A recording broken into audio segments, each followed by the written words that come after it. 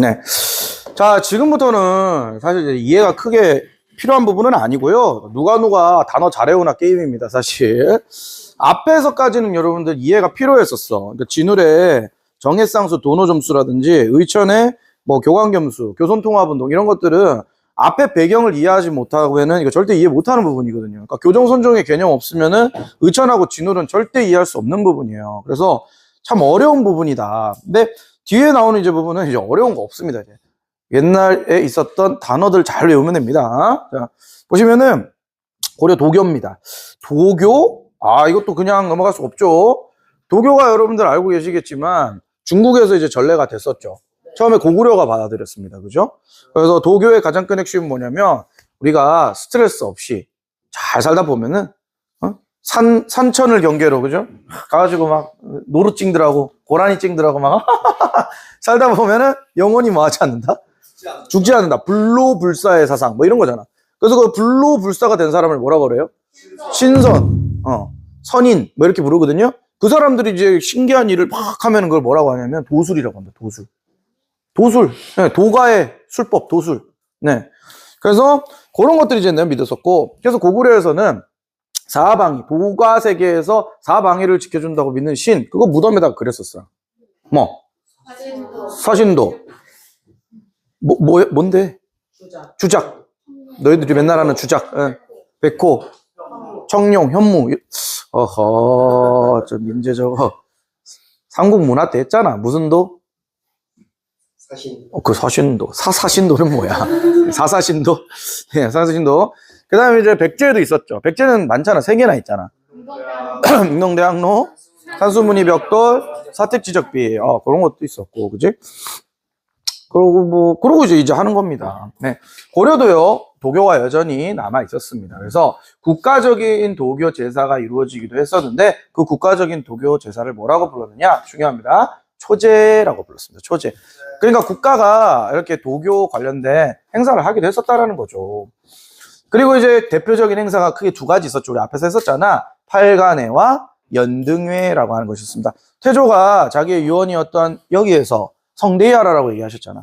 훈유 10조. 그렇죠. 그래서 팔관회는 우리 앞에서 봤었던 제천 행사하고 상당히 비슷해요. 그러니까 모든 백성들이 모여가지고 그날 하루만큼은 즐기는 그런 행사도 하고 뭐 춤도 추고 그다음 제사도 지내고 이런 거예요. 그래서 우리나라의 산신, 용왕, 향토신들에게 제사하고요. 얼마나 이거를 성대하게 했냐면은 심지어 외국 사신들도 참관했을 정도였습니다.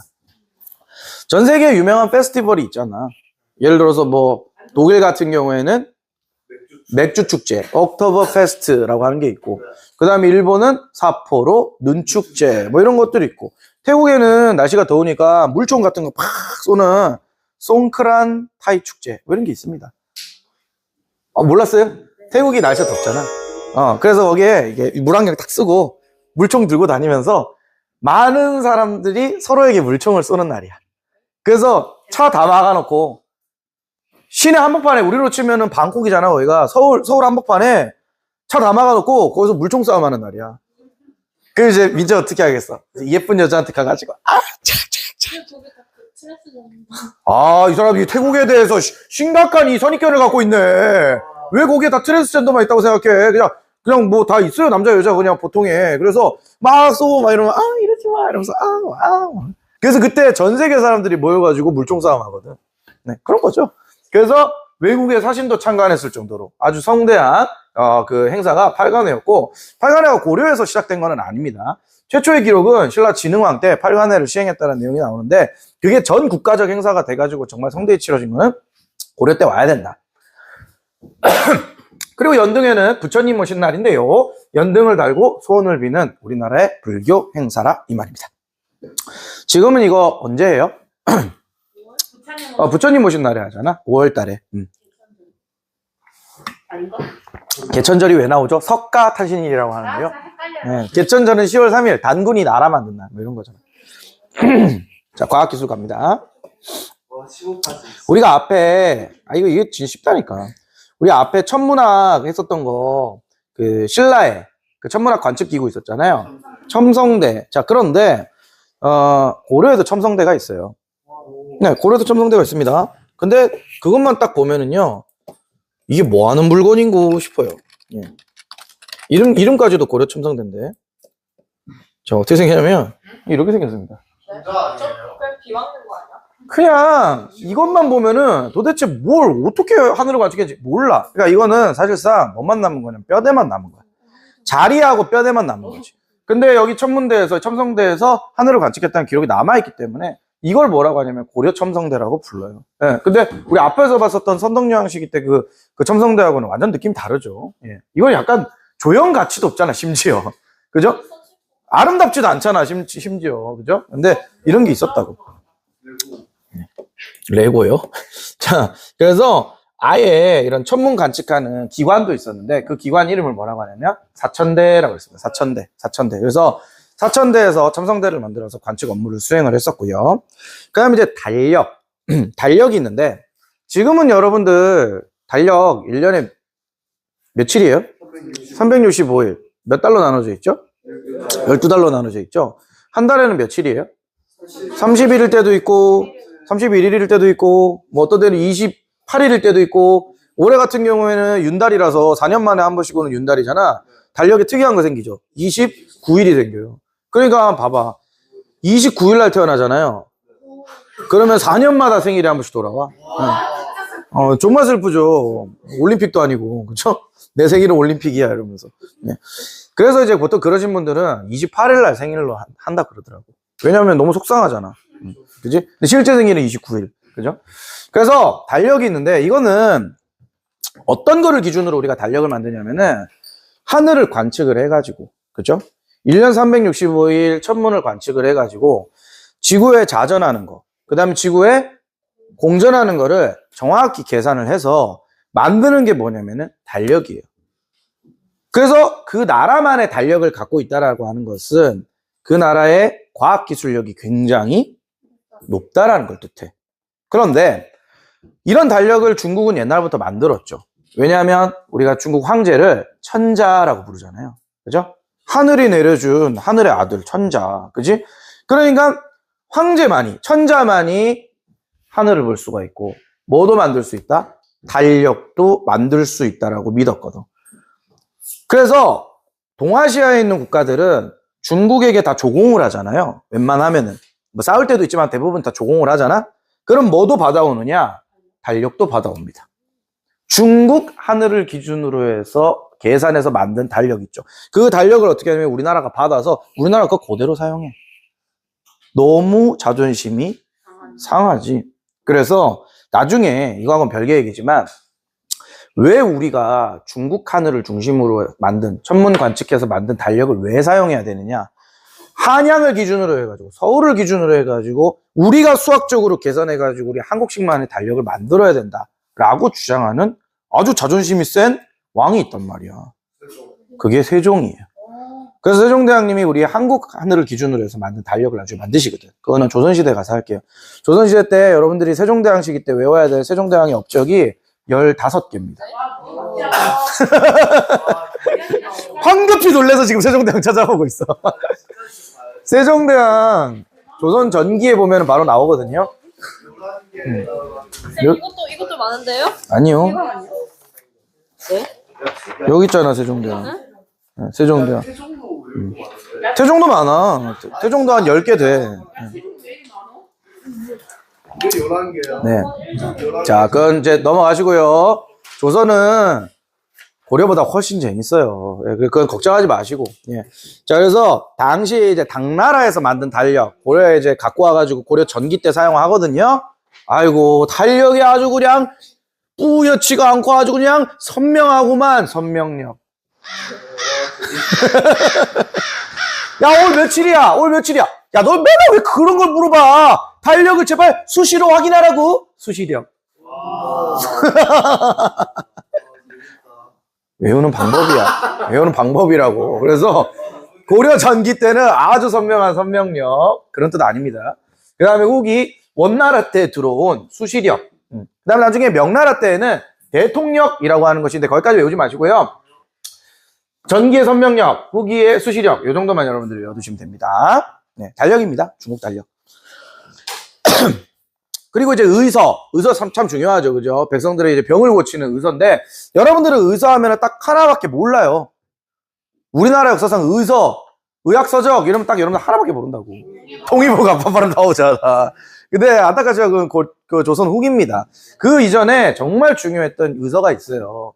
향약, 구급방. 외우기 쉽잖아. 향약. 우리 고장에 나는, 그죠? 고향의 약재를 이용해가지고 아주 구급스러운 상황에서 어떻게 한다? 사용한다. 향약 구급방. 그래서 이제 이게 의서의 출발이거든. 자, 그래서 향약 구급방 약재 정리한 책입니다. 이름 외워두시고요. 중요하니까 고려시대 때 가장 유명한 의학서적이라고 보시면 됩니다. 그리고 목판이서술 이건 했잖아 벌써. 자, 초조대장경, 속장경, 제조대장경. 자, 초조대장경은 고려의 첫 번째 이제 대장경인데, 이때도 제조대장경하고 똑같이 거란의 침입을 부처님의 힘으로 한번 막아봅시다라고 하는 그런 종교적인 불심으로 극복하고자 하는 것 때문에 만들어진 건데, 초조대장경이 어디에 보관되어 있었냐면은 대구 부인사라고 하는 절에 보관되어 있었어요. 그 부인사 말고 뭐도 있겠어? 남편사도 있겠지. 너무 재밌어요. 그 부인 남편. 그래서 너무 재밌습니다. 자, 목이 타가지고 잠깐 물 좀 먹을게요.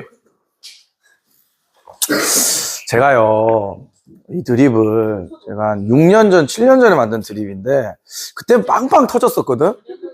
여러분들 그 선배들은 진짜 빵빵 터지고 배 잡고, 아이고, 배야! 이러면서 막 이랬었는데, 확실히 이제 세대 차이가, 저도 이제, 선배들 사회생활 선배들 잘하는 사회생활 잘하네. 너희들은 왜 사회생활 안 해? MZ니까. MG라서? 걔들은 MG 아니니? 대구 부인사, 남편사도 있겠죠. 아니면은, 야, 너 왜 진술을 부인해? 부인하지 마. 참, 거짓을 얘기하지 말고 참을 얘기해. 진실을 얘기해, 진실사. 자, 그래서요, 자, 컷! 자, 그래서 대구 부인사에 보관돼 있다가 몽골의 진입으로 불탔는데, 이때 뭐도 같이 불타냐면 속장경도 불타거든. 속장경은 여러분들 알고 계시겠지만 누가 만들었어? 의천이. 앞에서 했잖아. 뭘 만들어가지고? 교장, 도감을 만들어가지고. 그죠? 이것도 이제 불타게 됩니다. 그래서 이제 불심으로 몽골의 침입을 물리쳐보자. 이러면서 강화도에서, 임시수도 강화도에서 막으라는 적들은 안 맞고 나무 베어가지고 목판 만들어서 부처님 말씀 새기고 이러게 하고 있었단 말이야. 근데 실제로 근데 진짜로 어떻게 된 거야? 외적들을 잘 막았죠. 그래서 제조대장경을 만듭니다. 그래서 지금 현재 이거는 이제 어디에 보관되어 있냐면은 합천 해인사에 보관이 돼 있죠. 이렇게. 와, 멋있죠? 이게 다 고려시대 때 만든 목판이야, 목판. 여기에 부처님 말씀들이 다 새겨져 있다고. 요거 진짜 신기한 게 뭔지 알아요? 요거 정말 오래됐잖아요. 1000년 가까이 됐잖아. 잘 안 썩었어. 의외로 잘 안 썩었어. 왜일까?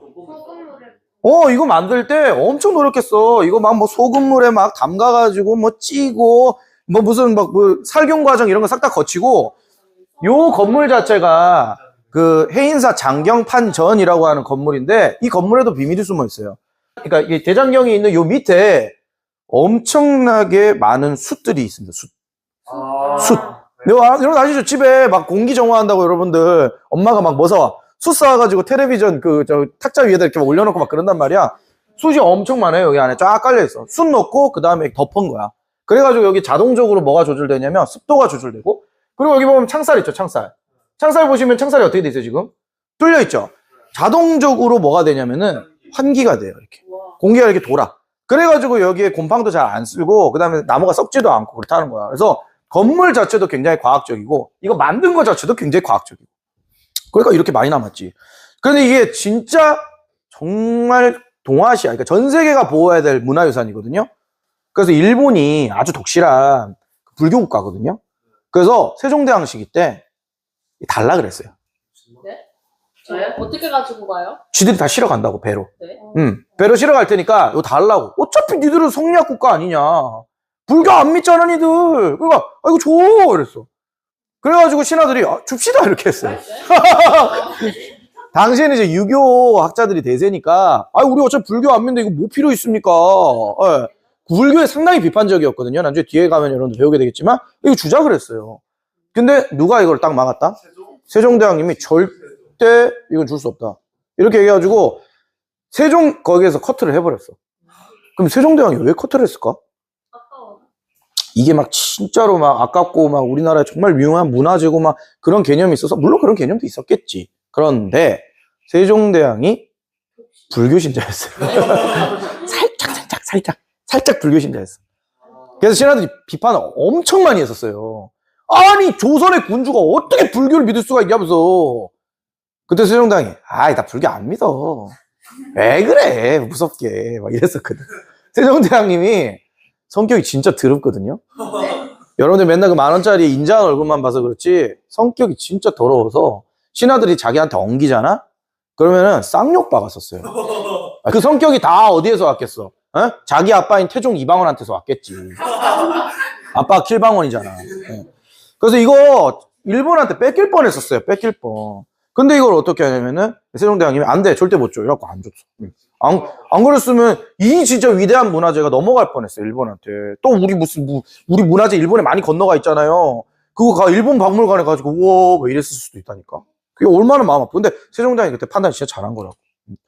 자, 그래서 제조대장경, 그러니까 순서가 어떻게 돼요? 초조대장경, 속장경, 제조대장경. 기억 잘 해두시기 바랍니다. 근데 이거는 이제 목판이잖아. 목판 말고 이제 쇠로 어떻게 하냐면은 녹여가지고 주조를 해가지고 만든 활자가 만들어지거든요. 그게 뭐냐? 바로 금속활자입니다. 금속활자의 장점이 뭘까요? 썩질 않아요. 썩질 않죠. 녹슬지언정 썩지를 않아요. 또 하나 장점. 글자 하나하나를 어떻게 하냐면은 도장처럼 만들어내기 때문에 이거를 어떻게 할 수 있다? 재사용, 조합할 수 있습니다. 팔만대장 경우 선생님 조합이 안 되나요? 조합이 안 되죠. 이게 어떻게 조합이 돼요? 이런 나무판 안에 글자를 전부 다가 그거를 새겨 넣은 거란 말이야. 그러니까 딱 그 부분만 찍어낼 수 있어. 근데 여기에는 이제 금속활자 같은 경우에는 글자를 조합해가지고 찍어낼 수 있기 때문에 여러 가지 글만 알고 있으면, 책 내용만 알고 있으면 그걸 다 찍어낼 수 있단 말이야. 그래서 이거를 만든 게 진짜로 위대한 일이거든요. 그런데 이 금속활자로 찍어낸 것 중에서 가장 오래된 그 내용이 뭐냐면은 바로 이겁니다. 상정고금 예문이라고 하는 책이 있는데 이거를 찍어냈다라고 하는 기록이 남아있어요. 이게 전 세계 최초입니다. 전 세계 최초. 그래서 최초의 금속활자본이고, 근데 이 상정고금 예문은 지금은 안 남아있어요. 그러니까 존재하지 않아. 그러니까 그걸 만들어 찍어냈다라는 기록만 남아있을 뿐, 그게 무슨 내용인지 어떤 걸로 한 건지 몰라. 그래서 어떻게 하냐면은, 남아있는 것 중에서, 금속활자로 찍어낸 것 중에서 가장 오래된 거, 현존하는 것 중에서, 그게 바로 여러분들 많이 들어봤을 거야. 직지, 심체, 요절, 요거. 예. 많이 들어보셨죠? 최초의 금속활자로 찍어낸 것 중에서 가장 오래된 거란 말이야. 그래서 요거 두 개를 여러분들이 반드시 기억해야 된다. 어디에서 이것을 가능했냐면은 청주 흥덕사라고 하는 절에서 가능을 했는데, 청주 하면은 여러분들 딱 떠오르는 거 없어요? 서원경. 그래서 옛날에 시험에서 어떻게 나왔냐면은 청주만 나중에 따로 떼가지고 청주에서 일어났었던 역사적 사건만 문제를 낸 적이 있었어. 그 진짜 문제 어렵지 이거는. 서원경이었다. 2번 직지심체 요절을 간행한 적이 있다. 뭐 이런 식으로. 그 외에도 막 3개 정도 더 이렇게 했었죠. 자, 그 다음 이제 화약입니다. 자, 화약 같은 경우에는 여러분들 그때 진포대첩으로 내가 얘기를 한번 했었는데 이 화약을 개발한 사람이 누구냐? 최무선이었습니다. 최무선. 근데 이 화약이 언제 여러분들 개발이 되냐면은 중국 이거 했잖아 세계사 시간에. 송나라 때 처음 개발이 되잖아. 근데 이거를 완전히 무기화 시켜가지고 이거를 개량한 애들이 누구냐면 원나라 애들이거든. 몽골 애들. 근데 그 원나라 애들이 형, 좀 가르쳐줘. 그 화약 어떻게 만드는 거야? 우리가 계속 물어봤어. 근데 안 돼. 그거는 국가 기밀이야. 이러면서. 니들 이런 거 없지? 막 이러면서. 부럽다. 어떻게 만들어? 우리도 일본 저런 놈들이 와가지고 막 계속 왜 노략질 한단 말이야. 화약 좀 가르쳐줘. 안 돼. 그건 안 돼. 계속 안 가르쳐줬어요. 그래갖고 이제 최무선이 빡쳐가지고 안 가르쳐줘? 그럼 내가 만들게 이러면서 실험실에서 막 혼자 연구해가지고 각고의 노력 끝에 어떻게 했다? 만들어냈어. 대단한 거야. 유에서 무를 창조한 거야. 물론 이제 이게 들은 게 무에서 유를 미안해. 술렁거리지 마. 무에서 유를 창조한 거야. 그래서 그때 뭐를 만드냐면 연구소, 화통도감이라고 하는 연구소를 만들어가지고 각고의 노력 끝에 결국 화포를 이렇게 화약을 만들어낸단 말이에요. 그래서 최무선이 이제 화통도감에서 화약을 만들고 그거를 이제 개량을 해가지고 대포를 만드는 거죠. 그래서 외구의 침략을 막기 위해 화포를 열심히 개발한 결과 바다와 바다 사이에서 뭐 하는 거예요? 이제 대포 싸움을 하게 되는 거죠. 그래서 그거 첫 번째 승리를 거둔 게 뭐예요? 엄청 큰 승리 거둔 게 진포 대첩이라고 하는 곳에서 왜구를 어떻게 한다? 물리쳐낸다. 이게 이제 역사 기록화죠. 그죠? 그래서 꽈릉 그죠? 그러니까 이거를 이제 만들어냈기 때문에 나중에 임진왜란 때 이순신 장군이 우리 봤잖아. 명량이나 노량이나 한산 이런 데 보면은 뭐 쏴요 계속 우리나라가. 대포 뽕뽕 쏘잖아. 막 거북선이 막 가가지고 어떻게 합니까? 옆구리에 찡 대포 나온 다음에 어떻게 합니까? 빠바바바바방 막 일본 외놈들이 야 다섯 개 떼고 다 사이 이러면서 살려주세요라는 뜻이에요. 일본어로. 그래서 최무선, 화통도감, 진포대첩. 그러니까 여기 고려 이거 문화 외우다 보면은 새 도감이 왜 이렇게 많은겨? 교정도감, 주전도감. 그래서 여러분들 내가 얘기하자면 고려가 진짜 어려운 거예요. 어려운 거 맞아요. 조선부터 좀 쉬워질 거야. 그리고 이제 고려에서 들어온 것 중에서 정말 유명한 게 뭐야? 바로 목화시죠. 그죠? 어떤 사람이에요? 문익점. 많이 들어봤잖아. 그래서 문익점이라고 하는 고려인이 원나라에 갔다가 이건 이제 뭐 동화책에 많이 나오는 내용인데 이 목화가 여러분들 심어놓고 피워놓으면은 요 하얀 거 보이시죠? 요거. 뭐가 돼요, 이게 다? 솜이 되는데 이 솜을 쫙쫙 펴가지고 이불도 만들 수 있고 옷도 만들 수 있고 이렇단 말이야. 얼마나 따뜻해. 고려의 의복혁명이란 말이야, 이거는. 근데 이것도 역시나 원나라가 유출을 금지시켰어요. 지들만 좋은 거 입으려고. 그래가지고 이제 동화책 같은 데 보면 어떻게 해요? 문익점이 원나라에 갔다가 자기 그 샤프, 부통이죠, 부통. 그 샤프 부통에다가 어떻게 하냐면 씨를 몰래 어떻게 합니까? 넣어가지고 이제 우리 공항 검색대 이런 데 가보면은 그 엑스레이 같은 거 찍잖아. 엑스레이 검사대에다가 이렇게 넣어가지고, 물론 그때 그거 없지만, 그거 넣어가지고 했는데, 최대한 자연스럽겠지. 뭐 이런 식으로 막 덜덜덜 떨면서, 그죠? 동공 막 커져 있고 막. 근데, 이상! 없어! 그래가지고 통과해가지고, 휴 한 다음에 고향에 내려와가지고, 고향이 어디냐면 여러분들 경상도 저 산청이라는 곳 있거든요? 거기서 자기 장인하고 같이 길렀단 말이야. 그래가지고 처음에는 실패도 많이 했어요. 근데 나중에는 이제 싹을 틔워가지고 이렇게 어마무시한 목화밭을 만들었다는 거예요. 그럼 이 목화를 따가지고 뭐예요? 옷도 만들고 이불도 만들고 고려인들이 아주 뭐 할 수 있었다? 뜨뜻하게 지낼 수 있었다는 거예요. 그럼 그 전에 이렇게 솜옷이나 아니면 솜잎을 이런 거 없으면 뭘로 입어요? 여러분들 아시는 그 여름철에 그 할아버지들이 입는 그 이상한 까끌까끌한 옷 있잖아요. 삼배 옷. 여름철에 할아버지들이 엄청 더울 때 약간 좀 까끌까끌한 옷 있어. 그 삼배옷. 그 식물성 원료로 만든 그 옷이 있어요. 그거 입고 다녔어. 그거를 한 5겹, 6겹, 7겹 겹쳐 입고 다녔었어. 영화예요? 영화요? 영화 날씨가. 영화인데 그렇게 입어요. 아니면 이제 동물의 털, 가죽을 입지. 그 이렇게 따뜻한 솜옷을, 이게 다 안에 들어있는 이 솜이잖아. 이거 지금 이 안에. 너 지금 안에 들어있는 거 솜이잖아. 예.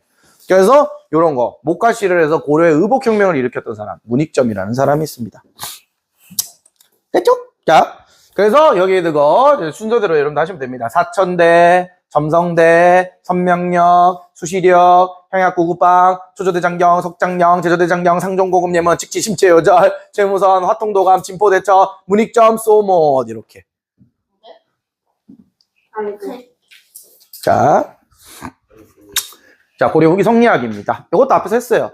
자, 고려 후기에 성리학이 도입이 되는데, 자, 성리학은 고려에 이제 들어올 때 누가 가지고 이제 들어오냐면은, 자, 중요합니다. 안향이라는 사람이 처음 들어옵니다. 안향. 이름 맞으셔 오셔야 돼요. 원래 성리학은 이제 유교인데, 이전에 있었던 유교하고는 다른 신유교거든.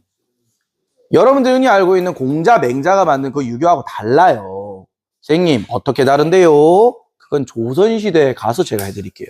네, 지금은 안 합니다. 그래가지고 송나라에서 성리학이 유행하다가 나중에 이제 고려에까지 들어오게 되는데 이거를 처음으로 도입한 사람이 누구라고요? 안양. 어떻게 생겼냐면 이렇게 생겼습니다. 네, 뭘 탈모해 계속. 네. 안양이라고 하는 사람인데 처음으로 도입한 사람은 이 사람이고 이걸 이제 적극적으로 연구를 해가지고 어느 정도의 성과를 이룬 사람이 누구냐면은 바로 이 사람입니다. 이름 외우셔야 돼요. 이재현이라는 사람입니다. 이재현. 네. 이재현. 친구 중에 이재현 있나요? 그래서 이재현. 그래서 이 사람이 어디에서 교류를 했냐면은 당시 이제 송나라 다음에 이제 원나라잖아요. 원나라에 만권당이라고 하는 그 이제 연구소가 있었는데 거기에서 중국 학자들과 굉장히 많은 교류를 했었단 말이지.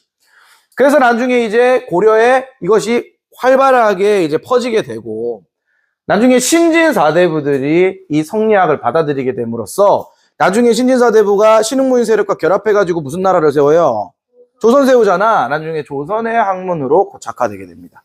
그래서 테크트리가 어떻게 되느냐? 처음 도입은 누구? 안향. 이거를 널리 퍼뜨린 사람은 누구? 이재현. 이거를 이제 나중에 조선의 학문으로까지 발전시키는 세력이 신진사대부. 여러분들 흔히 알고 있는 정도전, 조준, 정몽주, 길재, 이색 뭐 이런 사람들이라는 거죠. 네. 그래서 이재현이 조금 중요하기는 한데 다른 거는 필요 없고요. 이재현의 그 저서 2개만 여러분들 딱 외우고 바로 넘어가 버릴게요. 이 사람이 성리학 발전하는데 굉장히 중요한 인물이기 초기 인물 중에서 첫 번째 역사서. 이 사람이 적은 책 중에 이름 반드시 외우세요. 사략. 사략이라고 하는 역사서가 있었어요. 사략. 그리고 그 사람의 문집 여공패설이라고 하는 문집이 있었으니까 사략과 여공패설 이 2개는 이재현의 저서로 반드시 기억을 해두시고 이 사람이 성리학을 도입할 때 굉장히 중요했다. 만권당이라고 하는 곳에서 중국 학자들과 교류했다. 기억을 해두시기 바랍니다. 만권당 책이 만권. 너무 재밌어요. 선생님. 너무 재밌어요가 아니라 그런 뜻일 텐데 잠깐만. 자, 혹시 모르니까 만권당. 만권당. 맞네, 만권당. 책이 만권이 있는 집이다 이런 뜻이네. 어? 왜 맞지? 야, 잠깐만. 내가 여러분들 착각하는 게 있는데 뭔가가 내가 그거는 아니야 라고 얘기하는 건 진짜 아니야. 내 얘기하잖아. 뭐 예를 들어서 아까도 달력은 선명하게 봐야지. 달력은 수시로 봐야 되지. 그래서 내가 항상 그렇게 하고 난 다음에 마지막에 뭐라 그래요? 그거 아니야 라고 얘기하잖아. 근데 내가 그거 아니야 라고 얘기하는 건 진짜야. 내가 책이 만권이다 그러니까 아유 참 재밌다 또 이러고 있네. 내가 제일 웃기려고 한 게 아니야. 진짜 책이 만권이라서 만권당이야. 도서관 같은 느낌이라는 거지 멍충이들아. 만권당 있잖아. 이재현이 거기 가서 교류했다라는 거. 네. 자, 그리고 이제 문화재들 빠르게 하고 이제 10분 안에 이제 끝내드리도록 하겠습니다. 문화재 갑니다. 건축이 좀 유명한데 고려시대 때 그 건축했던 건물들이 지금 많이 남아 있어요. 절들이겠죠 대부분. 그죠? 근데 고려의 건축 양식 중에 좀 특이한 게 뭐냐면은 크게 주심포 양식과 답포 양식이라고 하는 양식으로 나눠집니다. 건물 짓는 방식이 초기에는 주심포 양식이 대세였고 나중에 후기로 가면은 답포 양식이 유행하게 되는데 주심포 양식은 뭐고 답포 양식은 뭐냐? 딱 요것만 보시면 돼요. 자, 요게 주심포고요. 요게 답포예요. 그러면은 주심포가 뭐냐? 우리가 건물을 세우면 밑에 털을 닦고요. 그 다음에 뭐를 세우죠? 기둥을 세우죠. 기둥 위에다가 뭐를 이제 얹어요? 지붕을 얹죠. 됐죠? 그러니까 터, 기둥, 지붕 이게 지금 이제 건물의 기본 양식이에요. 그죠? 그런데 그 지붕을 지탱하려면 자 생각해봐. 이게 기둥이야. 여기다가 그냥 지붕을 이렇게 얹어. 그럼 어떻게 돼? 무너져요. 지붕 무너지지. 그래서 기둥 위에 얹어가지고 지붕을 딱 받치는 구조가 있단 말이야. 그게 바로 이거예요, 이게. 이걸 뭐라고 하냐면은 공포라고 합니다, 공포. 이거 아니야? 건축 용어야. 이게 받침 이거를 이 구조물을 뭐라고 하냐면은 공포라고 한단 말이야. 근데 주심포는 기둥 위에만 공포가 있어요. 됐나? 그래서 겉으로 보기에는 참 심플하구만. 아주 깔끔하구만. 스마트하구만. 이런 느낌이 들어. 근데 다포는 기둥 위뿐만 아니라 기둥의 사이사이에도 뭐가 들어가 있다? 공포가 들어가 있단 말이에요. 그래서 건물 밑에서 이렇게 보고 있으면은 와 굉장히 뭐하다? 화려해 보인다. 뭐 튼튼해 보인다. 이런 느낌 받는다는 거지. 그래서 주심포 양식의 건물이 있고 다포 양식의 건물이 있는데 미안하지만 주심포 양식의 건물에는 뭐가 있고 다포 양식 건물에는 뭐가 있지 다 외워야 된다고. 굉장히 중요한 거기 때문에 그래서 세 가지 주심포 양식 중에서는 세 가지 정말 시험에 많이 나옵니다. 안동 봉정사 극락전. 안동에 봉정사라는 절이 있는데 극락전이라고 하는 건물이 있어. 그래서 안동 봉정사 극락전. 이게 우리나라에서 현재 가장 오래된 목조 건축물이에요. 남아있는 것 중에 오리지널리티 남아있는 것 중에 가장 오래된 건물이야. 원래는 영주 부석사 무량수전 이거거든요. 영주 부석사 무량수전이 가장 오래된 건 줄 알았어. 그런데 봉정사 극락전을 수리를 하는 와중에 기둥에 이거 언제 만들어졌는지 그거 날짜를 적어놓은 거야. 근데 부석사 무량수전보다 조금 전이었어요. 그래서 바뀌었어 역사가. 이게 몇십 년 돼. 이게 바뀐 게. 원래는 교과서에 전부 여기에 있는 그 부석사 무량수전이 제일 오래된 거라고 했는데 안동 봉정사 극락전을 수리를 하다가 보니까 아 여기가 더 오래됐구나. 그렇게 알게 됐다는 거예요. 수덕사 대웅전 할까요? 하지 맙시다. 와. 자 이렇게 합시다. 두 개만 할게요. 안동 봉정사 극락전 이거 가장 오래된 우리나라의 목조 건축물. 그 다음에 그 전에 가장 아름다운 주심포 양식으로 유명했던 게 영주 부석사 무량수전. 그래서 봉정사 극락전, 부석사 무량수전 이렇게만 외워두시면 되겠습니다. 수덕사 대웅전은 만약에 시험에 나오면 그때 가서 할게요. 자, 그 다음에 이제 대표적인 다포 양식 건물 뭐다? 성불사 응진전. 성불사 응진전.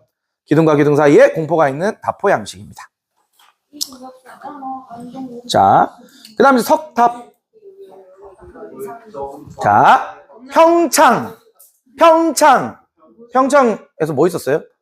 올림픽 있었잖아. 평창 월정사 팔각 9층 탑입니다. 자, 왜 팔각 9층 탑이냐? 여기에 있는 이거 날개 있죠? 이 날개가 무슨 각으로 돼 있다? 팔각으로 돼 있고 하나, 둘, 셋, 넷, 다섯, 여섯, 일곱, 여덟, 아홉, 9층. 내가 얘기했잖아. 탑은 무조건 무슨 수? 홀수. 3층, 5층, 7층, 9층. 이 사람이 10층은 예외라 그랬잖아. 완벽한 숫자라서. 10진법. 그래서 10은 예외야. 그래서 바로 옆에 뭐가 있느냐? 경천사 10층 석탑. 이런 거. 우리 저거 봤잖아. 그래, 얘들아. 우리 수학여행 갔을 때 현관에 제일 크게. 현관 앞에 우리 국립중앙박물관 쭉 들어가다 보면은 현관 앞에 이만큼 솟아 있었던 탑이 있잖아. 이게 이거야. 지금 현재 여러분들 국립중앙박물관 앞에 로비에 있잖아요. 거기 앞에 우리 사진 찍은 것도 내 폰에 지금 남아있어. 애들 막 다 이러고 찍었던 거. 뭔지도 모르고 찍었지. 그래서 고려 전기의 가장 유명한 탑이 월정사 팔각 9층 탑. 그 다음에 이런 양식이 원나라 양식인데 다면 다층탑이라고 하거든요. 다면 다층탑. 이게 무슨 말이냐면은 이게 날개가 이렇게 쭉쭉쭉쭉 있는 게 아니라 다면이라는 거지. 면이 있다는 거야, 면이. 그래서 여기 자세히 보시면은 얘는 날개로 이렇게 이루어져 있잖아. 근데 여기 면이 있잖아, 이렇게. 네모나게. 그래서 여기 자세히 보신 분들은 알겠지만 여기 다 조각이 되어 있어요. 그거 진짜 예뻐. 그래서 이런 다면 다층탑 양식이 원나라 양식이란 말이야. 그래서 대표적인 탑 두 개만 딱 외워라. 그러면은 월정사 팔각 9층 탑. 그 다음에 경천사 10층 석탑. 현재 국립중앙박물관에 있다라는 거, 우리 봤다라는 거 기억하십시오. 예. 그 다음에 이제 불상입니다. 불상은 4개를 외우셔야 됩니다. 4개. 광주 충국리 철불. 광주 충국리 철불. 광주 충국리에 뭘로 만든? 철로 만든 불상, 철불. 예. 이거 약간 우리 앞에 통일실 하실 때 어떤 불상하고 닮지 않았나요? 예? 방가사유상 이게 방가사유상이지. 석굴암하고 똑같잖아. 응, 석굴암하고 포즈가 똑같죠, 포즈가. 예. 그 다음에 이제 민재불상이죠. 네. 예. 논산 관촉사 석조 미륵보살. 그러니까 이 부처가 미륵보살이야, 미륵보살. 그 향도에 내려오는 그 미륵보살 있잖아, 미륵보살이고, 그 다음에 관촉사라는 절에 있고, 논산에 있는, 그 다음에 석조, 뭘로 만든 거예요? 돌로 만든 거예요, 돌로. 그리고 이 불상은 하나의 불상을 다 깎은 게 아닙니다. 하체하고 몸통하고 같이 붙인 거예요. 그래서 미세하게 금이라고 해야 되나? 그래서 두 개를 합친 거야. 예. 이거 엄청 커요. 17m 가량 될 거야. 아마 건물 정도 될 걸? 되게 커. 그래서 여기 실제로 가서 보잖아요. 압도당해요. 그래서 논산과학조사 석조미륵보살. 그러니까 이제 이런 걸 보통 이제 고려에서 뭐라고 얘기를 하느냐? 개성적이다. 이렇게 표현합니다. 아름답다라고 절대 얘기 안 해요. 우리가 석굴암이나 이런 거는 정말 아름답다. 조형미가 뛰어나다. 막 이런 식으로 표현하는데 얘는 도저히 양심상 조형미가 뛰어나다고 말 못하는 거야. 참 개성적이다. 그리고 고려 불상의 가장 큰 특징이 이런 대형 불상들이 많아요. 대형 불상들이. 그러면 대형 불상의 뜻은 뭐냐? 이 불상의 크기만큼 우리가 부처님에 대한 믿음이 엄청 깊다, 크다 이런 걸 보여주는 거야. 네. 그래서 논산곽조사 석조미륵보살 반드시 받으시고요.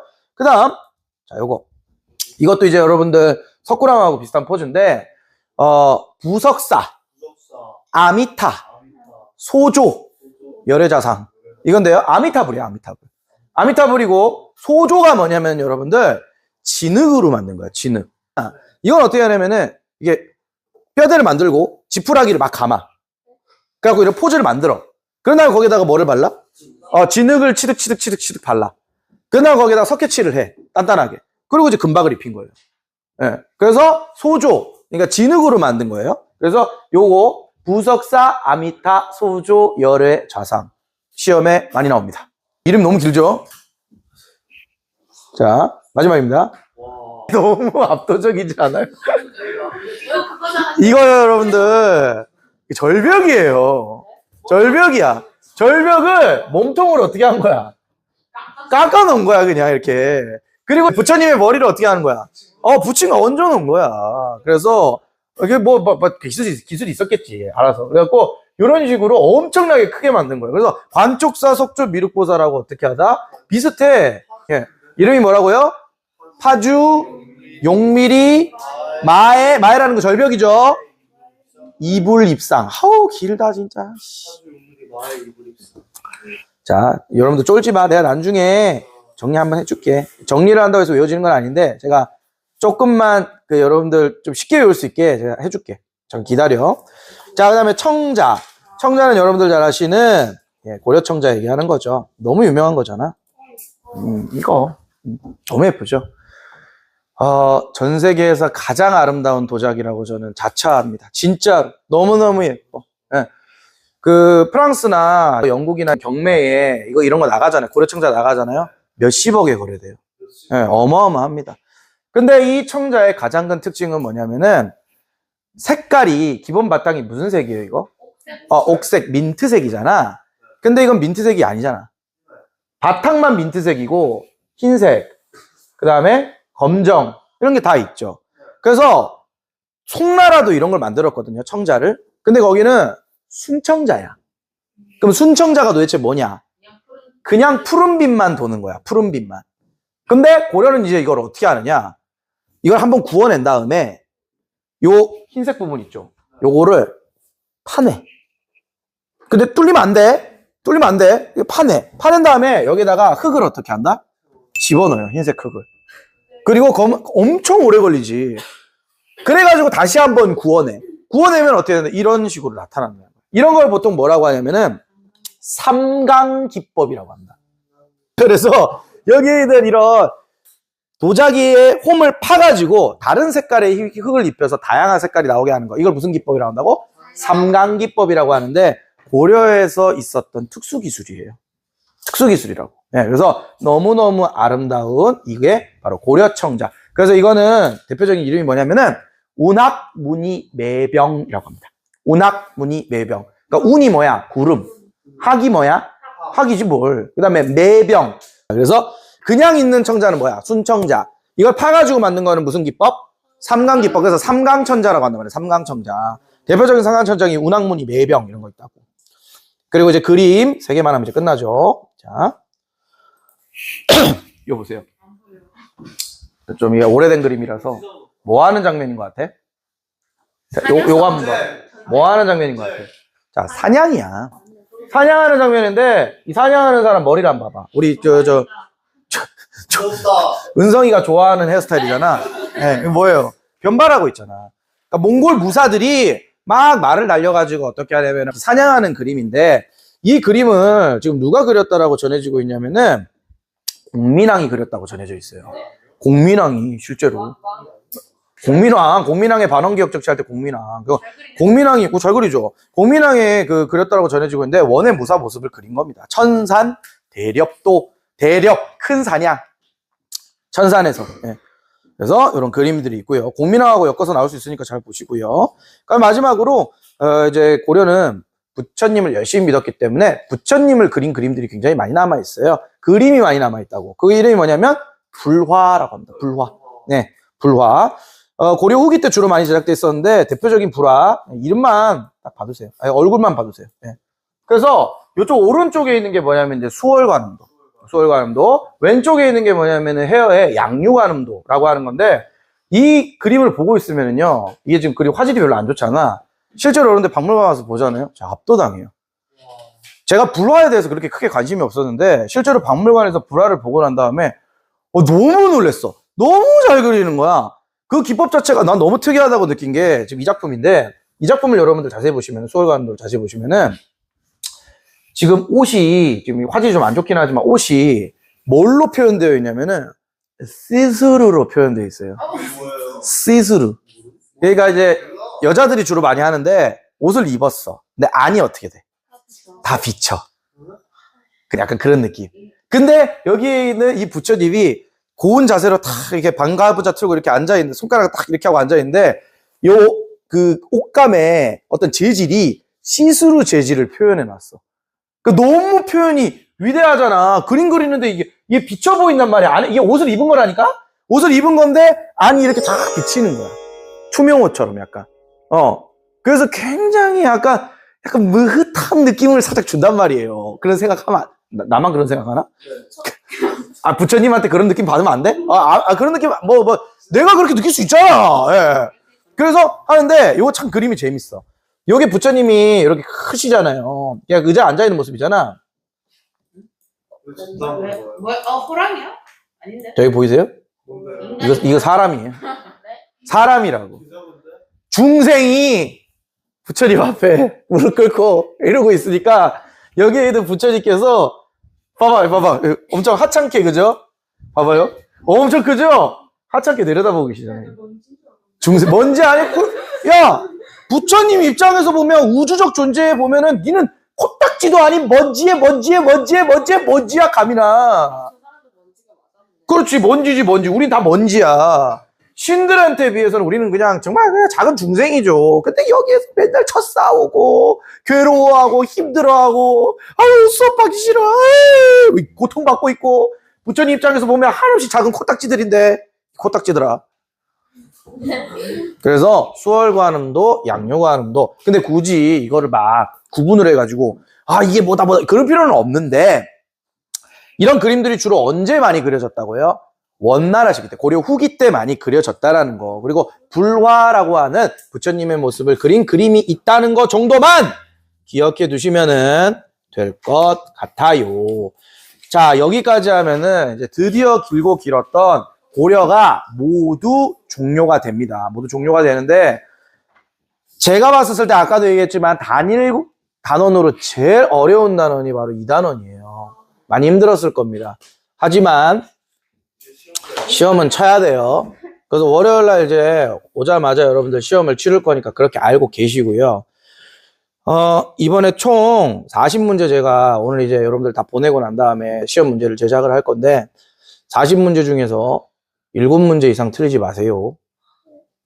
그러니까 이번 그 주말 때 뭐 노시는 것도 노시는 거지만 공부할 때는 또 공부해 주셔야 돼. 우리 저 민재가 공부한 부분만큼은 잘 하잖아 지금. 그죠? 그래서 해 주시고요. 다시 한번 여기 있는 거 요것만 잠깐 찍고 바로 검사합시다. 자, 갑니다. 건축 분야. 건축 분야는 크게 두 가지 분야가 있다. 뭐 있다? 주심포 양식과 다포 양식이 있다. 주심포 양식 같은 경우에는 기둥 위에 뭐가 있다? 공포가 있다. 다포 양식은 기둥과 기둥 사이에도 공포가 있다. 그래서 시기별로 다른데 주심포 형식 두 개의 건물이 봉정사 극락전. 지금 해야 돼. 안동 봉정사 극락전. 그 다음에 영주 부석사 무량수전. 반드시 외워두시고. 고려 후기에는 이제 다포 양식인데, 성불사 응진전. 웅진전 아니야. 응진전이야. 그렇게 해갖고 총 3개의 건축물 이름 외워두시고요. 석탑은 2개예요. 평창에 있는 월정사 8가 9층 탑. 요거 월정사 8가 9층 탑. 그 다음에 요거 경천사 10층 석탑. 현재 어디에 있어요? 국립중앙박물관 로비 앞에 있어요. 사진도 찍었어요. 우리 뭔지 몰랐지만. 자, 그 다음에 불상이 총 3가지가 있는데 4가지가 있는데 광주 춘궁리 재료 철불. 그 다음에 요거 이제 제일 많이 나오는 거죠. 논산 관촉사. 석조 돌로 만들었죠. 무슨 보살? 미륵보살. 그러니까 어렵게 내면 얘 나옵니다. 부석사, 아미타, 소조. 소조는 진흙으로 만든 거. 열외 좌상. 좌상이라는 거는 앉아있다라는 뜻 알고 계시죠? 자, 얘 파주, 용미리, 마에, 이불. 이불은 몇 명이야? 2명. 입상. 입상은 뭐 하는 거야? 서 있다. 천천히. 그 다음에 이제 청자는 안에 색깔이 없는 거, 비치빛만 있는 거. 순청자. 그 다음에 이제 고려중기에 이제 요거 저 안에 그 파가지고 색깔 넣는 거. 상강기법 외워두시기 바랍니다. 운학, 문희, 매병이라고 하는 것이 유명합니다. 자, 그리고 공민왕이 그렸다라고 전해지는 요 그림, 사냥하는 그림. 천산에서 수렵한다, 대렵도. 그 다음에 이런 것들, 부처님의 모습을 그린 그림을 뭐라고 한다? 불화라고 우리가 보통 얘기를 한다. 불화는 고려 후기 때 원나라 이후에 많이 시작된다라는 거 기억을 해두시면 되겠습니다. 고생 많이 하셨습니다.